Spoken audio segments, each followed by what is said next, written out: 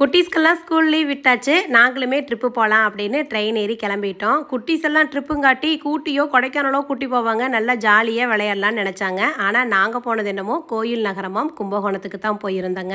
கும்பகோணத்துக்கு ஏன் கோயில் நகரம்னு பேர் வச்சாங்கன்னு அங்கே போனதுக்கப்புறம் தான் தெரிஞ்சுதுங்க. அப்பப்பப்பப்பா எங்கே திரும்பினாலும் கோயில் தான், அத்தனை கோயிலுங்க. எல்லா கோயிலுக்கும் போகலினாலும் எங்களால் முடிஞ்ச அளவுக்கு கோயில்களுக்கு போய் சுவாமி தரிசனம் பண்ணணும். என்னோட மாமியாரோட புடவையில் சன்சிக்கு பட்டுப்பாவோட சட்டை தச்சமில்லைங்க, அந்த ட்ரெஸ் தான் இது. சூப்பராக இருக்குது பாருங்க. கும்பகோணத்துக்கு மெயினாக நாங்கள் எதுக்கு போனோம்னா, திருச்சேரியில் இருக்கக்கூடிய சார பரமேஸ்வரர் கோயிலில் அந்த சுவாமி அபிஷேகம் பார்க்கறதுக்காகத்தான் போனோம். திங்கக்கிழமை அங்கே சுவாமி அபிஷேகம் பண்ணுவாங்க.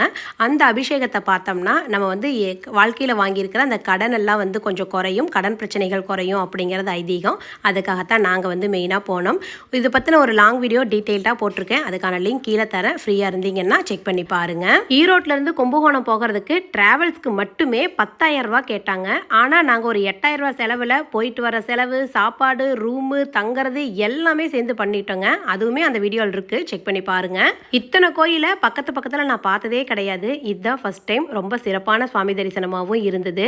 குட்டீஸ் தான் கொஞ்சம் பொக்குன்னு போயிட்டாங்க, கோயிலுக்கு கூட்டி போயிட்டோம் அப்படின்னு. இன்னொரு 1.5 மாதம் லீவ் இருக்குது, அதுக்குள்ளே ஊட்டி கொடைக்கானல் ட்ரிப் ஏதாவது பிளான் பண்ணிக்கலாம். நீங்கள் ஏதாவது பிளான் பண்ணியிருந்தீங்கன்னா அதையும் கமெண்ட்டில் சொல்லுங்கள். எங்கே போகலான்னு ஐடியா இருந்தாலும் சொல்லுங்கள்.